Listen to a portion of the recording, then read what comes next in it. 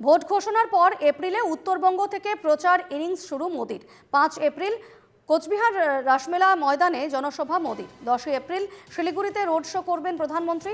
3 kilometre road show করবেন নরেন্দ্র মোদী।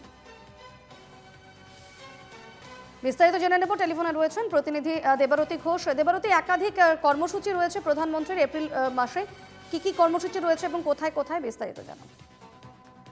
দেখো, এই ভোট ঘোষণার আগে প্রধানমন্ত্রী পরিবর্তন যাত্রার সমাপ্তি করেছিলেন, সেটা ব্রিগেড ময়দানে।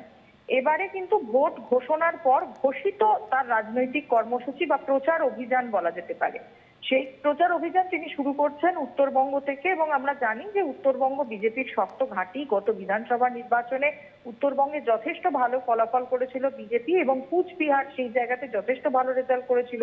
উত্তরবঙ্গের শিলিগুড়িতেও ভালো রেজাল্ট করেছিল, এবং পরিষদীয় যিনি বিধায়ক রয়েছেন শঙ্কর ঘোষ, শিলিগুড়ি থেকে এবারেও ক্যান্ডিডেট হয়েছেন। একদিকে কোচবিহারে 5 তারিখ তিনি রাসমেলা ময়দানে জনসভা করবেন, অপরদিকে শিলিগুড়িতে তিনি 3 কিলোমিটার লম্বা রাস্তা, 3 কিলোমিটার মানে প্রধানমন্ত্রীর, সেখানে তিনি রোড শো করবেন। অর্থাৎ এবারেও কিন্তু উত্তরবঙ্গকে যথেষ্ট নজরে রাখতে চাইছে বিজেপি, এবং সেই মতোই প্রধানমন্ত্রী তার যে প্রচার, সেই প্রচার শুরু করছেন উত্তরবঙ্গ থেকে। বেশ, ধন্যবাদ দেবারতী।